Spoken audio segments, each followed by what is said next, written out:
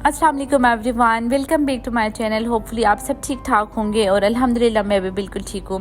आज की वीडियो में मैं अपनी हैबिट्स और कुछ ऐसी टिप्स शेयर करने वाली हूँ जिनको अडेप्ट करने से हमारी लाइफ एक प्रॉपर और स्मूथ वे में आ जाएगी। वीकेंड था और हस्बैंड भी घर पे ही थे, तो बच्चों को संभाला था उन्होंने और मैंने सुकून से कुकिंग की थी। कुकिंग का मुझे बहुत शौक़ है, बहुत मैं दिल से कुकिंग करती हूँ, लेकिन ज़ावियार मुझे इस तरह से कुकिंग करने नहीं देता है। तो बस मेरा वीकेंड का वेट होता है, जब हस्बैंड बच्चों को संभाल लेते हैं तो मैं सुकून से कोई अच्छा खाना पका लेती हूँ।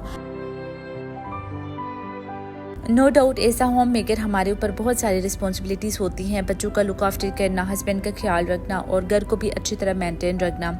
तो आज की वीडियो में मैं जो टिप्स शेयर करूंगी ये आप सबके लिए बहुत हेल्पफुल होंगी।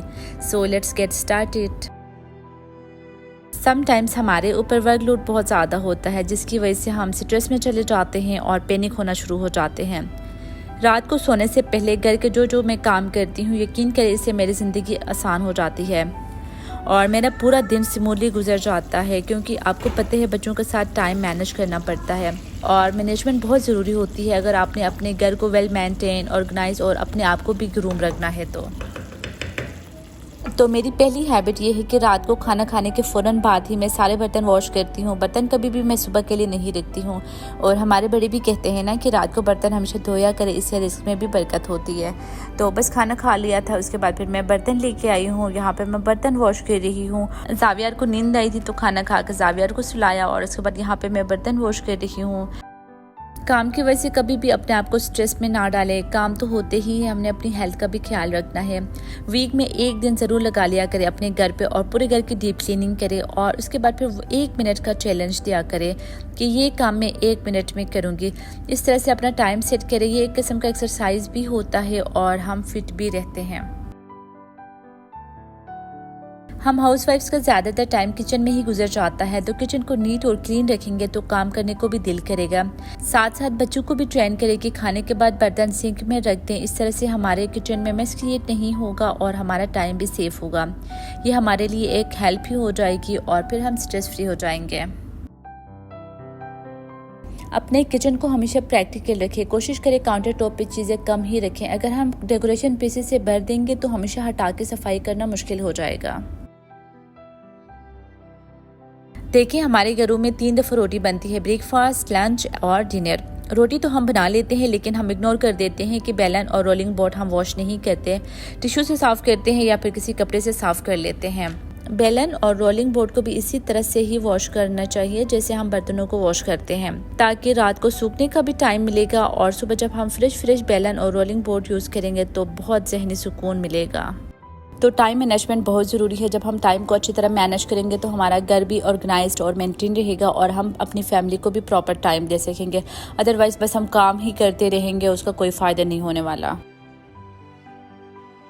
तो बस मैंने बर्तन भी वॉश कर लिए और रोलिंग बोर्ड और मैंने बेलन भी वॉश कर लिया। अभी काउंटर टॉप को साफ़ कर रही हूँ और उसके बाद फिर मैं गैस स्टोव को साफ़ करूँगी।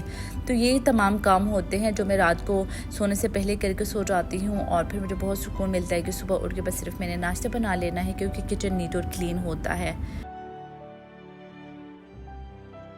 और अक्सर हम गलती करते हैं कि बर्तन धोने के बाद सिंक को हम अच्छी तरह वॉश नहीं करते हैं और इसकी काफ़ी स्मेल आ जाती है।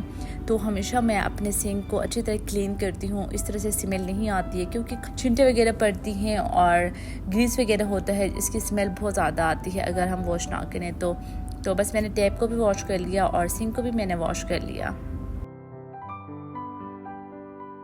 इस घर को जन्नत बनाना ये एक औरत से बेहतर कौन जान सकता है। बस कुछ हैबिट्स को फॉलो करना पड़ता है, जिससे हम कम से कम टाइम में ज़्यादा से ज़्यादा काम कर लेते हैं और ज़हनी सुकून मिलता है अपने काम कंप्लीट करके। अगर काम कंप्लीट नहीं भी होते हैं तो कोई बात नहीं, हम फिर नेक्स्ट डे कर सकते हैं, लेकिन अपने आप को कभी भी स्ट्रेस में नहीं डालना है। तो बस मैंने फिर गैस स्टोव भी साफ़ कर लिया था। अभी मैं किचन फ्लोर साफ़ करूँगी। किचन का फ्लोर जब तक अच्छी तरह साफ़ नहीं होगा तो यकीन करें हमारा घर कभी भी साफ़ नहीं हो सकता है। इसीलिए हमेशा रात को सोने से पहले मैं फ्लोर को अच्छी तरह वॉश कर लेती हूँ और किचन के फ्लोर के लिए जो भी मैं यूज़ करती हूँ, वाइपर और मॉपिंग वगैरह, वो फिर मैं बाकी घर में यूज़ नहीं करती हूँ। इसी तरह आटे की रूटीन भी मैंने रात की रखी हुई है। मैं रात को आटा गूंद के फिर सो जाती हूँ और वो तकरीबन पूरा एक दिन के लिए चल जाता है। ये मेरे लिए बहुत आसानी होती है, बार बार आटा गूंदना नहीं होता है। और समटाइम्स बच्चों के साथ बंदा लेट सो जाता है और अगर आटा गूंदा हुआ हो तो फिर ये बहुत आसानी हो जाती है। तो बस रात को सोने से पहले आटा भी गूंद के मैं सो जाती हूँ। जावियार को तो मैंने सुला दिया था, लेकिन जब तक मैं नहीं सोती हूँ अली सोता नहीं है, टीवी देखता है या फिर खेलता रहता है। बस अभी 1-2 दिनों के बाद स्कूल भी रीओपन हो रहे हैं तो मैंने होमवर्क करने को कहा था, थोड़ा सा होमवर्क कर लिया है। इस एज के बच्चों को कन्विंस करके होमवर्क करवाना भी बड़ा टास्क होता है। थोड़ा सा होमवर्क कर लिया था तो खाने के लिए कुछ मांग रहा है क्योंकि बच्चे थोड़ा सा काम कर लेते हैं तो भूख लगती हो और कुछ ना कुछ खाने के लिए चाहिए होता है। तो बस मैंने दूध और कुकीज़ दिए हैं। पूरे घर में लिविंग रूम बहुत ज़्यादा यूज़ होता है। सुबह मैं वैक्यूम तो कर लेती हूँ लेकिन फिर पूरा दिन यूज़ हो जाता है और रात तक फिर काफ़ी चीज़ें फैली हुई होती हैं और काफ़ी गंदा होता है। लेकिन हमारे बड़े कहते हैं ना कि रात को सफाई नहीं करनी चाहिए, तो बस जो भी फैली हुई चीज़ें होती हैं, जो भी बिखरी होती हैं, उनको फिर मैं समेट लेती हूँ। थोड़े टॉयस वगैरह थे और कुशन्स वगैरह मैं सेट कर रही हूँ। तो हमेशा सोने से पहले लिविंग रूम को थोड़ा सेट करके सोना चाहिए क्योंकि सुबह लेट भी उठ जाते हैं और इसी टाइम पे कोई गेस्ट भी आ सकता है। इसीलिए बस जो भी चीज़ें होती हैं वो फिर समेट लेती हूँ और फिर नेक्स्ट सुबह मैं दोबारा वैक्यूम कर लेती हूँ। अपने आप को टफ टाइम देके भी पूरे घर को तो हम मैनेज कर ही लेती हैं, लेकिन हम अपना ख्याल रखना भूल जाती हैं। लेकिन ये भी तो हमारी रिस्पॉन्सिबिलिटी है ना। तो हमेशा सोने से पहले नाइट स्किन रूटीन सेट किया करें और उसी टाइम पे अपना भी ख्याल रखें। डेली बेसिस पे काम करने के बाद मैं स्किन केयर भी लाजमी करती हूँ और रात को सोने से पहले हमेशा मैं स्किन को क्लीन करके सो जाती हूँ क्योंकि पूरा दिन किचन में काम करके स्किन भी काफ़ी इफेक्ट हो जाती है। तो सोने से पहले जितनी केयर हो सकती है वो कर ले। मैं आपको सिंपल से 2-3 स्टेप्स बताऊंगी, वो करने के बाद आपकी लाइफ सुकून में आ जाएगी। क्लींजिंग के लिए कच्चा दूध ले लें, रॉ मिल्क बेस्ट होता है। ये आपके फेस पर से जो भी डर्ट या पसीने की वजह से कोई भी चीज़ स्टिक हो तो ये क्लीन करने में हेल्प करेगा। बस कॉटन पैड को दूध में डिप करें और फेस को क्लीन करें, इससे आपकी स्किन फ्रेश होगी, ग्लो आ जाएगी। तो ये तो बहुत ही नाइस स्टेप है और बहुत एफोर्डेबल है क्योंकि रॉ मिल्क हर घर में अवेलेबल होता है।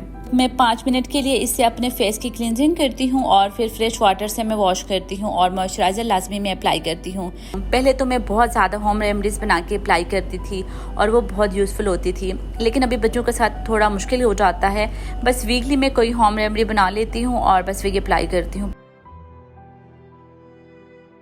तो ये थी आज की वीडियो। आई होप ये टिप्स और मेरी हैबिट्स एज अ हाउसवाइफ आपको पसंद आई होंगी। वीडियो अगर अच्छी लगी है तो प्लीज़ लाइक एंड शेयर कीजिएगा और अगर चैनल पे नहीं है तो प्लीज़ चैनल को लाजमी सब्सक्राइब कर लेना क्योंकि मैं अपने YT स्टूडियो में देख रही थी हमेशा जो नॉट सब्सक्राइबर्स होते हैं उनकी परसेंटेज ज़्यादा होती है एज़ कम्पेयर टू सब्सक्राइबर्स। तो प्लीज़ चैनल को सब्सक्राइब कीजिएगा। मैं मिलती हूँ नेक्स्ट व्लॉग में। अपना बहुत सारा ख्याल रखिएगा। अल्लाह हाफिज़।